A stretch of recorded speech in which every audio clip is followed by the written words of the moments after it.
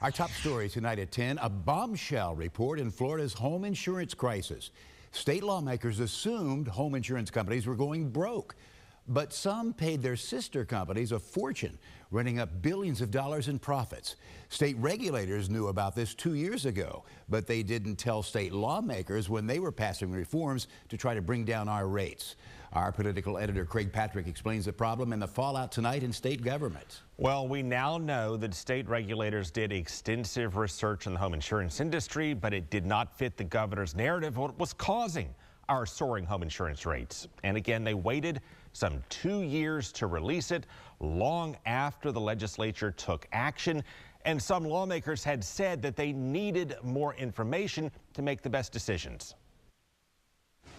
Listen, of the 160 members of the Florida legislature, there's probably only 3 or 4 that you can have a very deep insurance conversation with. But for the past few years, they knew we had a crisis of skyrocketing home insurance bills. And the insurance lobby said they were in financial distress, largely due to fraud and abusive lawsuits. So the governor and legislature offered billions of dollars in state subsidies to the private insurance market and made it harder to sue insurance companies for denying damage claims. But research from AM Best did not cite litigation as a leading cause of insurance company failures, and neither did research from the Florida CFO's office. In fact, its reports noted some companies failed due to mismanagement and large payments to their sister companies. And now this report from the State Office of Insurance Regulation adds context. It examined 53 companies from 2017 to 2019, removed a couple of outliers, and found that while they collectively lost $432 million, their sister companies made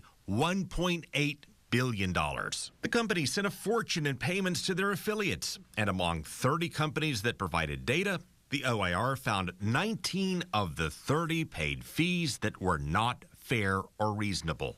This is a cycle that we've seen many times, and so, of course, the report itself is shocking to see the specifics, but many of us have been amplifying our concerns with how we've almost incentivized this type of profit system. And OIR wrote this report in 2022 and did not share it with lawmakers when they developed and passed reforms offering additional subsidies and protections from lawsuits. They released it 2 years later following a Times Herald Records request. In a state like Florida, where we're so prone to hurricanes and extreme weather patterns, we just cannot let this broken system continue to recycle itself, because clearly the people of Florida are losing out while these executives are just raking in billions. State House Democrats are calling for an investigation. Republican leaders have said they'll look for more ways to try to bring down our rates. Do we have a perfect solution for it? No, but are we going to discuss it and continue to try and find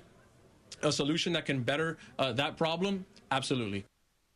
And they actually waited nearly 3 years, but 2 years since the public records request from the Times and Herald. And we are taking an in-depth look at this crisis in a special report tomorrow. We'll dig into how we got into this home insurance mess and what more the state can do about it. And our Money, Power, and Politics segment, that's coming up Sunday night at 11. Craig, should we expect any big reforms this session after the revelations in this report?